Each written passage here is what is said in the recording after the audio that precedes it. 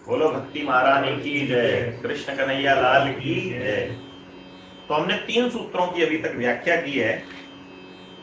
तो 3 सूत्र में जो सारांश निकलता है उसमें ये होता है कि ऐसी भक्ति प्राप्त करने के बाद चौथे सूत्र में नारद जी बता रहे हैं वो भक्त क्या हो जाता है।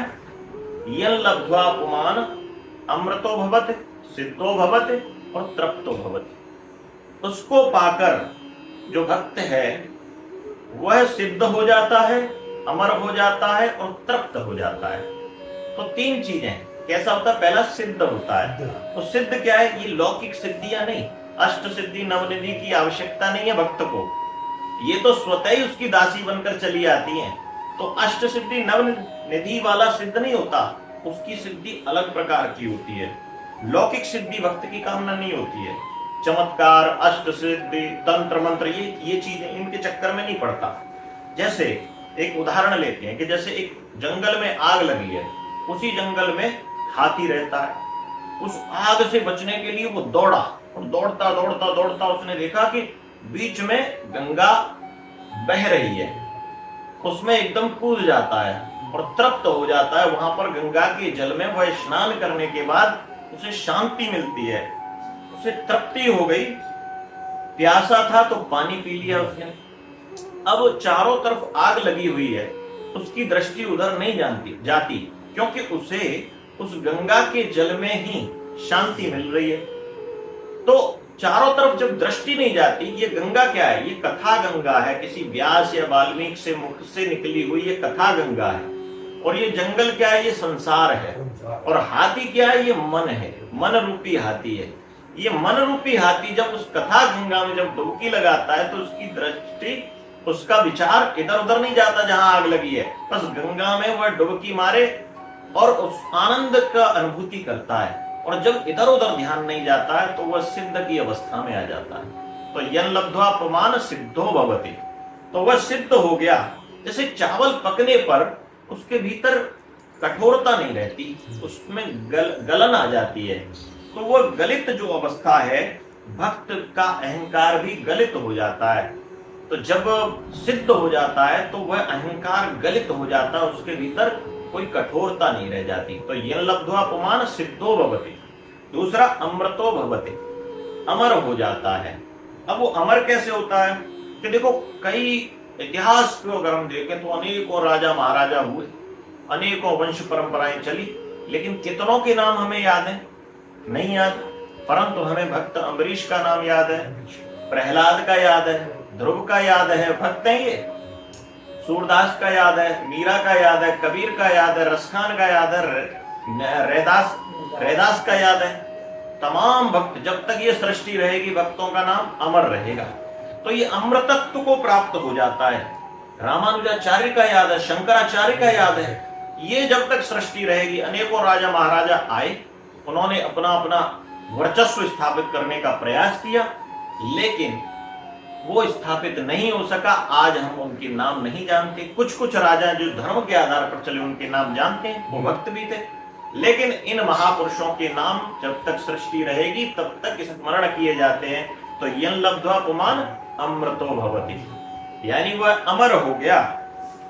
पहले कोई सोशल मीडिया नहीं था, कोई फेसबुक नहीं था, कोई ट्विटर नहीं था, कोई इंस्टाग्राम नहीं था, लेकिन ये सभी भक्त आज तक प्रसिद्ध हैं। इनका स्मरण, इनके गुणों का स्मरण करते हैं। तीसरा यं लब्ध्वा पुमान तृप्तो भवति। तृप्तो भवति क्या है, जब जोर की भूख लगी हो तो लगता है कुछ भोजन आ जाए, एक साधारण सा भी भोजन आ जाए तब भी आप खा लोगे। लेकिन जब आपकी भूख मिट जाए, वो क्षुधा समाप्त हो जाए, तब आपके पास 56 भोग आ जाए, स्वादिष्ट भोजन आ जाए, फिर क्या होगा, आपका मन नहीं करेगा, बस दूर ले जाओ, मेरा मन नहीं है बिल्कुल भी। इसी प्रकार से भगवान में जिसका एक बार मन लग जाता है, वह समस्त लौकिक वासनाओं से दूर हो जाता है। और कितना भी उसको लालच दिया जाए, कितनी भी अच्छी वस्तु उसके सामने लाई जाए, परंतु वह इतना तृप्त हो जाता है उस ईश्वर की स्मृति में, भगवान की स्मृति में, कि उसे लौकिक चीज को देखने की इच्छा समाप्त हो जाती है। तो ये हो गया तृप्तो भवति। भगवान इसीलिए उद्धव जी से कहते हैं कि हे उद्धव, जिसका चित्त मुझ में लग गया ना, जिसका चित्त मुझ में लग गया, तो मानो कि वह कुछ नहीं चाहता। मैं अगर उससे कहूं कि चल मैं तुझे ब्रह्मा बना देता हूं, तो बोले नहीं नहीं नहीं, मुझे ब्रह्मा बनने की आवश्यकता। चल मैं चक्रवर्ती सम्राट बना देता हूं, नहीं मुझे आवश्यकता नहीं है। चल मैं तुझे कोई इंद्र का पद दे देता हूं, नहीं, कुछ भी नहीं चाहिए उसे। क्या चाहिए?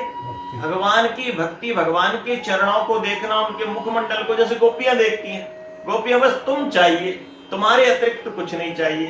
तो वही वो भक्त कुछ नहीं चाहता, उन्हें मेरी सेवा के अतिरिक्त और कुछ किसी भी चीज की आवश्यकता नहीं होती।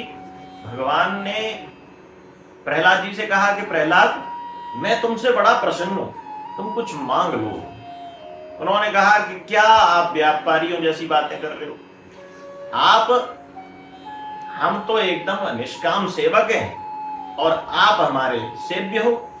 हमारा आपका रिश्ता यही बना रहने दो, इसके अलावा हमें कोई बिजनेस नहीं करना आपसे। इसलिए अगर आप कुछ देना ही चाहते हो ना, कह रहे हो कि मैं कुछ देना चाहता हूं, तो इतना दे दो कि मेरे भीतर कोई कामना ही उत्पन्न ना हो, कुछ मांगने का मन ही ना करे।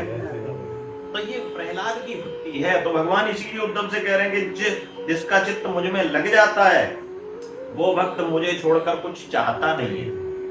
और गोस्वामी तुलसीदास जी इसी को कहते हैं कि जिम थल बिनु जल रही न सकाई, कोटि भांति को करे उपाई, तथा मोक्ष सुख सुन खगराई, रही न सके हर भगत बिहाई।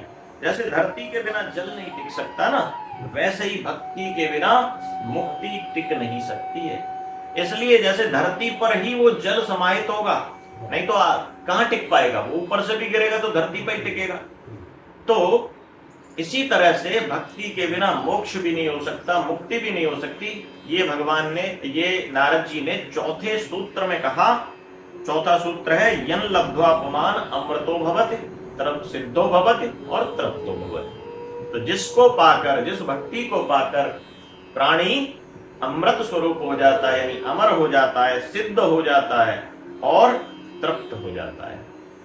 ये चौथा सूत्र है। बोलो भक्ति महारानी की जय, नारद जी महाराज की जय, भगवान श्री कृष्ण की जय।